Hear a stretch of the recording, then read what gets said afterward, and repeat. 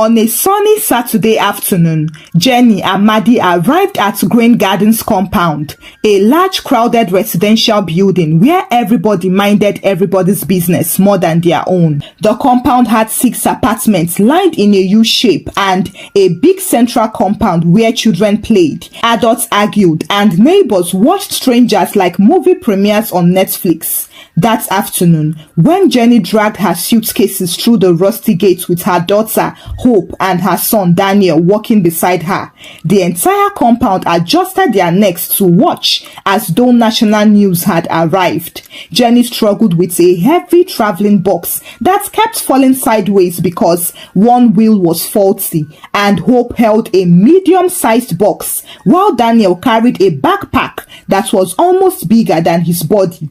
As they moved, the neighbors sitting outside paused mid-conversation and followed them with sharp, curious eyes. The sun was merciless. It was beating everybody like generator heat, and sweat gathered on Jenny's forehead. Yet, she maintained a gentle smile and thanked her children for helping. On the first floor balcony, Mrs. Wanda Aladekomo, the self-appointed minister of gossip and unofficial landlord spokesperson, leaned forward with both arms resting on the railing while whispering loudly enough for half the compound to hear. Ha! Another single mother has come again. This economy is already squeezing all of us, and now we will share space with more wahala.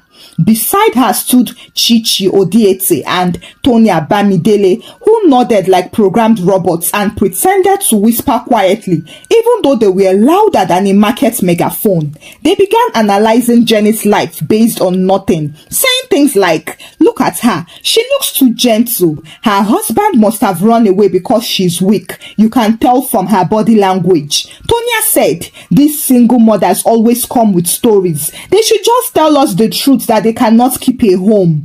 Meanwhile, Jenny continued unpacking her belongings without responding or even looking in their direction, because she had already promised herself never to explain her pain to people who celebrated misery, and she believed strongly that silence could be louder than arguments when dignity was involved. Daniel tried to lift an extra bag but stumbled and nearly fell. Thankfully, Jenny rushed to catch him and held him close. She assured them that everything would soon be okay because God had a plan even when life looked like an unfinished puzzle. Hope looked around shyly, and when she saw the other children staring at them, she held Jenny's hand tighter and asked, "Mommy, do you think they'll like us here?" Jenny bent slightly and replied, "People do not have to like you before God lifts you. Just be kind and patient, then everything will work together for good." The neighbors continued staring like judges on a talent show. When Jenny finished carrying the last box inside, they immediately started another gossip round like professional radio presenters without salary. Mrs. Wanda clapped her hands dramatically and announced like breaking news, "I can smell suffering. I know that look. That is the face of someone who came here to manage life." And everyone nodded as if they had seen her financial statements. These people didn't even wait for Jenny to settle before peddling rumors, because that same evening, while Jenny arranged her new living room, laughter erupted outside as the neighbors discussed her like a trending social media topic.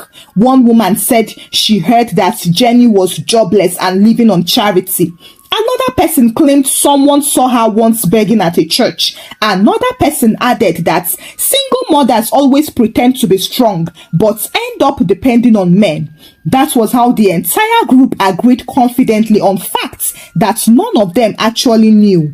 Well, Jenny ignored them and focused on settling in. She registered her children in a nearby school, and every morning she would wake up early before sunrise, prepare their lunch and get them ready for school. When she walked them out through the compound gates, she greeted everyone politely, even when they intentionally ignored her greeting. After that, she returned home, opened her laptop and worked non-stop, typing like a woman who was building her entire future with her fingers and brain. Unfortunately, because she mostly stayed inside and because she did not join the morning gossip circles or afternoon argument festivals or night compound meetings, people assumed she had no job and no purpose. And soon, children in the compound began mocking Hope and Daniel, calling them names like children without a father. To make matters worse, Mrs. Wanda had already started monitoring Jenny like a personal CCTV system, since she was convinced that quiet people were always suspicious, especially single mothers who refused to show weakness. She even declared with confidence that she would soon uncover the real story with her divine gift of investigation. The next few weeks in Green Gardens compound went on like a never-ending drama series, and throughout that time, Jenny continued living her quiet life, refusing to engage in the gossip Olympics, while the neighbors continued monitoring her with the dedication of military intelligence, because the quieter she became, the louder the neighbors' suspicions grew, and the more they invented stories to replace the fact that they simply knew nothing about her. One bright Saturday afternoon, Uncle Patrick Aluko, the landlord, walked in wearing his usual oversized red shirt and brown slippers that looked older than democracy. He cleared his throat loudly, tapping the side of his head like microphone testing, and announced to everyone who cared to listen that rent was going up. He stood in the middle of the compound, puffing his chest like a presidential candidate, and declared, "Attention everyone, please gather. I have an important notice to give." Neighbors rushed out as if he was sharing free food. Some dragged plastic chairs, some leaned on railings, some blocked the entrance like security guards, and children gathered behind to record the scene on phones, because drama in that compound was better than cinema. When everyone had settled, Uncle Patrick continued in his most authoritative voice. "Due to the present economic hardship, cost of maintenance, and additional expenses," Mrs. Wanda rolled her eyes and whispered, "Additional expenses like the wig he bought last week for that woman at the back of the church." People giggled, but Uncle Patrick pretended not to hear. He lifted his hand dramatically. "Rent will be increased by 25% starting next month." Everyone gasped as if he had just announced a national war. Tonya exclaimed, "25%? Are we buying shares in the building?" Chichi frowned. "We already pay for lights, water, and security. What are we increasing again?" Mrs. Wanda rolled her eyes. "Some people here cannot even pay the old rent. Now they will be forced to pack out." And as she said that, she slowly turned her eyes and stared directly at Jenny's door with wicked satisfaction. Inside her room, Jenny heard the loud arguments and rubbed her forehead because stress always gave her sudden fever. She stepped outside reluctantly with Hope and Daniel behind her. But the moment she appeared, silence fell as if someone pressed mute remote button. Uncle Patrick folded his arms and said loudly, making sure Jenny heard, "Some tenants need to decide quickly if they can afford living here or not. This compound is not a charity center." Every head turned slowly toward Jenny. She stood still and replied calmly, "I understand, sir. I will pay my rent on time like always." The compound exploded into eye-rolling and sharp side comments. Several people scoffed as if she cracked a joke. Mrs. Wanda laughed dramatically and clapped her hands. "Pay? With which money? Are you planning a magic show?" Chichi whispered to Tonya, "She will soon beg us for food. Just wait." Jenny ignored them and returned inside her apartment quietly with her children, choosing peace over war, even when it was hard to beat the insults. Unfortunately, a few days later, another humiliation landed unexpectedly. Daniel came home with a bruised forehead and dusty uniform. Hope held his hand and helped him walk slowly. The moment Jenny saw them, her heart jumped into her throat. She rushed to him, held his face and asked, "Daniel, what happened? Who did this to you?" Daniel sniffed and wiped his nose with his sleeve, trying not to cry like a small baby. "A boy in my class pushed me and called us children with no father. I got angry and pushed him back. We fought and the teacher separated us, but she said you must come tomorrow." Hope added with anger burning in her voice, "Mommy, I I told them that having a father does not determine greatness, and the boy said we will always be nothing because we do not have a man in the house. Jenny felt hot tears sting her eyes because her children were carrying weights heavier than their age. She pulled them both into her arms and held them tightly as if she could protect their hearts with her own body. Listen to me, she said. You are not defined by people's foolish words. You are strong. You are brilliant, and one day the world will clap for you. Do not let bitterness enter your hearts. Daniel looked up weakly. But why do they hate us? Jenny replied, people fear what they do not understand, and sometimes they bully others to feel important, but we will not fight with them. We will win them with success. That evening, another emergency compound meeting was called. Jenny had planned to stay inside and avoid war, but one of the neighbors knocked dramatically on her door like a police on mission and announced, "Landlord says everybody must attend, no exception." Jenny sighed and walked out slowly. She sat quietly at the edge while Wanda, Chichi, Tonya and the rest sat in the front row like an angry committee. Uncle Patrick cleared his throat again. This meeting is about cooperation and respect. Some tenants here think that they are above community participation. They do not join cleaning. They do not join meetings. They want to mind only their own business. He looked at Jenny intentionally. Mrs. Wanda jumped up instantly as if she was waiting for cue. Exactly. We have been living together peacefully until some people came here forming executive privacy. She does not talk to anyone. She acts as if she's better than all of us, and her children behave like they were trained in a palace. People murmured. Tonya added, she does not even attend compound prayers. Chichi nodded, yes so, and she ignores greetings sometimes. Jenny took a deep breath and stood up to speak. I am sorry if my silence offends anyone. I work from home and I handle many deadlines, so I stay inside often. I am not trying to disrespect anyone. I am simply trying to build a better life for my children. But before she could finish, Mrs. Wanda raised her hand dramatically. Quiet! We don't want long explanations. This is not a motivational speech. If you want to stay in this compound, you must respect the rules. Uncle Patrick nodded like a judge. Yes, you must attend all meetings. If you cannot, you may consider finding another place to live. Jenny stood there frozen and humiliated, but she refused to let tears win. She nodded and said, thank you for your feedback. It is noted. Then she walked away. Behind her, the other tenants laughed while Wanda smirked like a champion.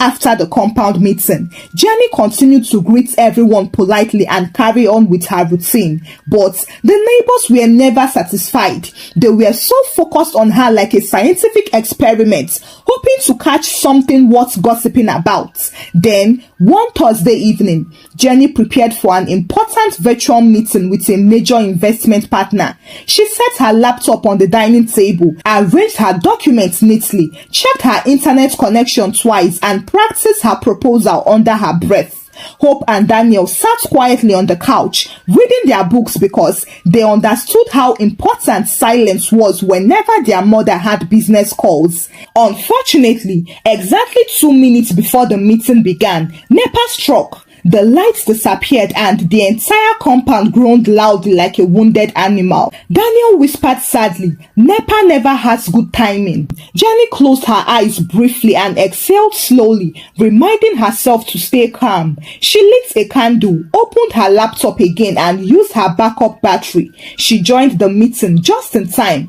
On the screen, Mr. Raymond Obieze appeared. He smiled warmly and said, good evening, Jenny. Thank you for joining. Let us finalize the restructuring plan. Jenny smiled back. Good evening, sir. I am ready whenever you are. While she spoke with confidence in a way the compound people would never imagine. She discussed market projections, long-term expansion plans, profit margins, and digital brand growth strategies. Her tone was calm, her words were precise, and she sounded like a woman carved from intelligence and dignity. However, Outside her door, trouble stood literally. Mrs. Wanda, who had pretended to come and borrow salt, walked slowly towards Jenny's apartment, holding an empty container she did not actually need. She knocked twice, but Jenny was fully focused and did not hear. Wanda leaned her ear against the door to listen, and what she heard almost made her freeze in place. Jenny's voice was serious from inside. If we implement the restructuring as planned, projected returns will increase by 80% over 18 months. The partnership with international affiliates has already been secured and investor confidence is stable. Wanda's eyes widened like someone who just saw an angel. She gasped and pressed her whole face to the door like wallpaper. Raymond's voice came from the laptop. Excellent analysis, Jenny. You have exceeded our expectations. Once final approval is signed, we'll begin acquisition of the residential property next month. Wanda covered her mouth in shock. She ran down the staircase faster than she had moved in years and ran across the compound. Chichi shouted from her balcony, "Wanda, why are you running like an ambulance?" Wanda raised her hand dramatically. "Gather everybody, emergency. I have discovered something unbelievable." People rushed out as if fire alarm had gone off, dragging chairs and buckets and even stools. Children left their games. Someone abandoned a pot of rice on the cooker. In a matter of seconds, the compound turned into a village square.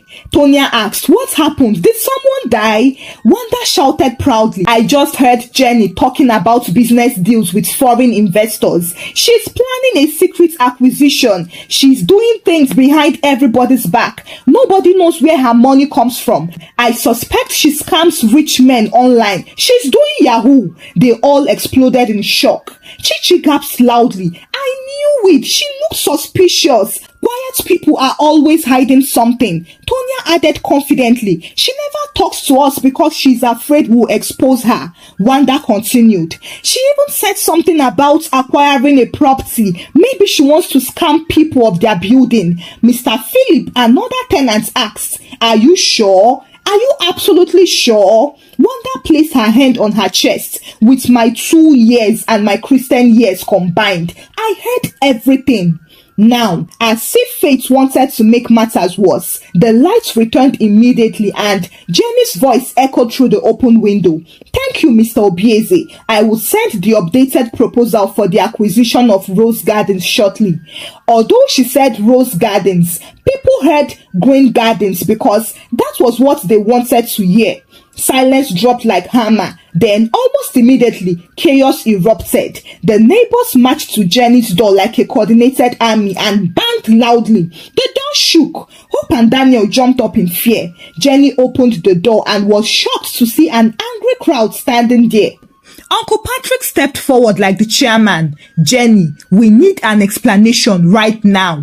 Jenny blinked in confusion. "Explanation for what?" Wanda shouted. "We know what you do here. You deceive us with your calm face. You work with scammers secretly. You are planning something behind all our backs. People like you cannot be trusted." Chichi folded her arms aggressively. "Are you not ashamed to be living among us with such suspicious behavior?" Tonya shook her head sharply. "We do not want criminals here." Hope grabbed her mother's hands trembling, while Daniel hid behind her leg, confused and scared. Jenny swallowed painfully and spoke. "I am not a criminal. I am not hiding anything. I work hard, that is all." But the neighbors refused to let her speak. Uncle Patrick raised his voice. "Since you do not participate in compound matters, and since nobody knows what you really do, we believe keeping you here is risky. You have 2 weeks to leave this compound." Hope gasped and burst into tears. "What did we do wrong, Mommy?" Jenny knelt down and hugged her children tightly. She closed her eyes and fought the tears burning behind her eyelids. Without arguing or defending herself, she calmly said, "It is well," and she stood up, walked past everyone and closed her door, leaving the crowd frozen with confusion because they expected her to scream or fight or insult them back. But instead, she chose silence, and that silence was like a punch to their face. Inside, she held her children tightly and prayed in her heart for strength. Hope wept, and Daniel asked, "Mommy, why do they hate us so much?" Jenny stroked his hair and replied, "Because they do not know who we are yet." And that was the night heaven began rearranging tables. The next morning was quieter than normal. People pretended to sweep corridors so they could monitor Jenny's door, waiting for her to pack her belongings. But instead, something unexpected happened.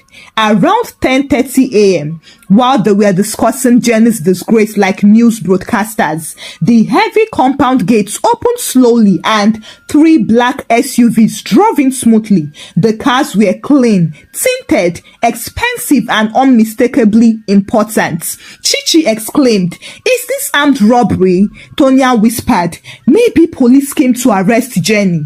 Wanda held her chest dramatically. "I said it! I told you she's in danger."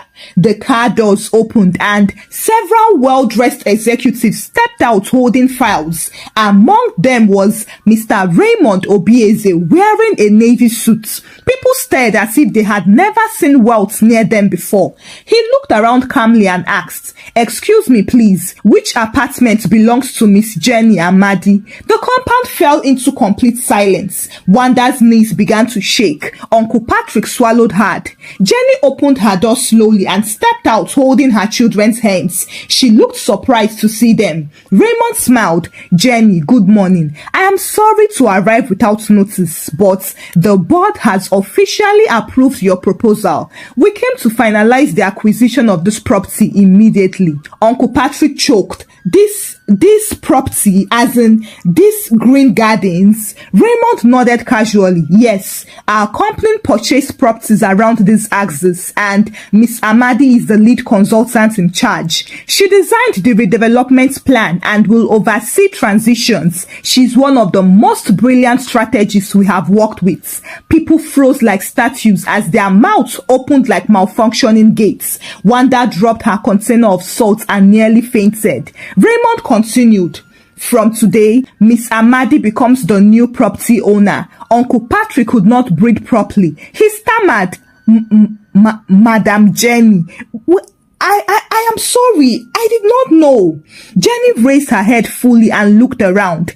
"I know you did not know, and that is the problem with judging people too quickly." Silence hung everyone like a curtain. Jenny continued, "Well, I will not evict anyone. I understand hardship.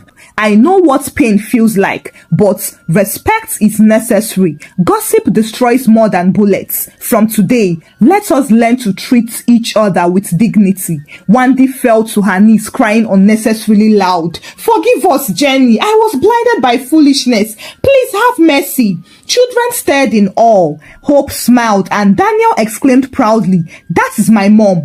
Raymond shook Jenny's hands. "Congratulations once again. The future is bright." And that was the moment the compound realized that they had bullied a queen. For the rest of that day, the compound atmosphere was heavy with shock and embarrassment. Many tenants were restless, pacing back and forth like people waiting for medical test results. Some could not sleep. Some practiced apologies in front of their mirrors. Some prayed for forgiveness God did not ask for. And some stood silently on their balconies, thinking about how life can embarrass humans unexpectedly. Inside her apartment, Jenny sat on the sofa holding Hope and Daniel close. The children looked up at her with admiration shining in their eyes. Hope said, "Mommy, you did not shout or fight. You did not even insult them. And still you won." Jenny smiled. "Victory without noise is the loudest victory when your hands are clean. God fights louder than you ever could." Daniel came closer and hugged her tightly. "Mom, today you became a superhero." Jenny wrapped her arms around them both and wept joyfully. This was all she ever wanted, for her children to be proud of her. "My babies, thank you for believing in me. Even when the world laughed at me, the world will know your names for good, because greatness runs through your blood."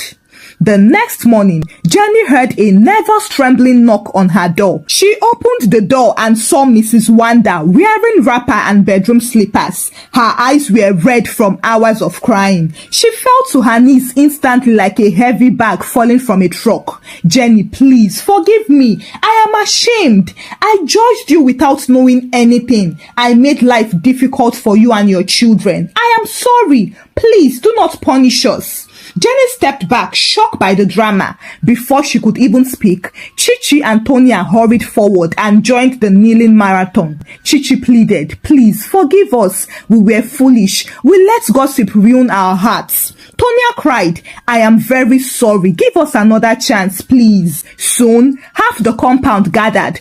All of them were begging for forgiveness like students who cheated during exams and got caught. Even Uncle Patrick, the former landlord, stepped forward and removed his cap respectfully. He bent his head so low that his nose almost touched the ground. Jenny, I treated you unfairly. I thought power was in ownership, but today I learned power is in character. I embarrassed you publicly and you still responded with dignity. Please, don't send my family away.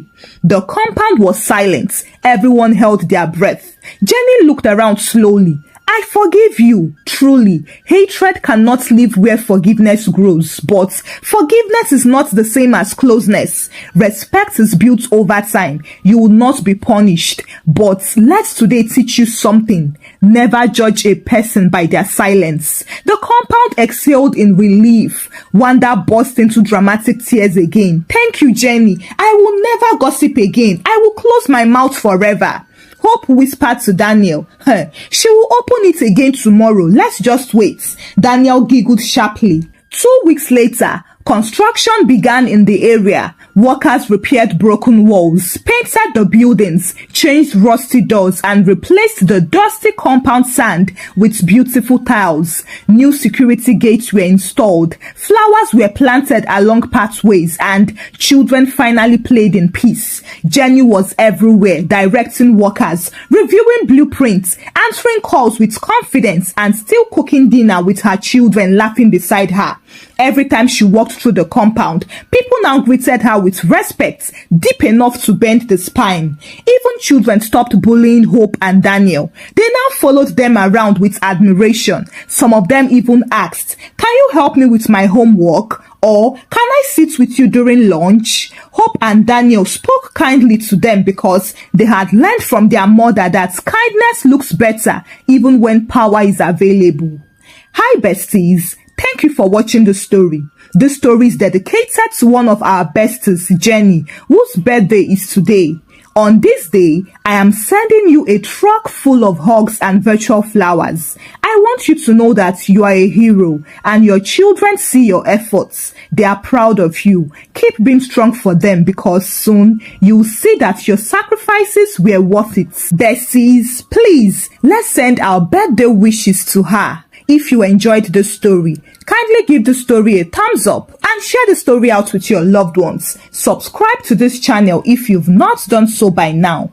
Until I bring another story your way. Bye!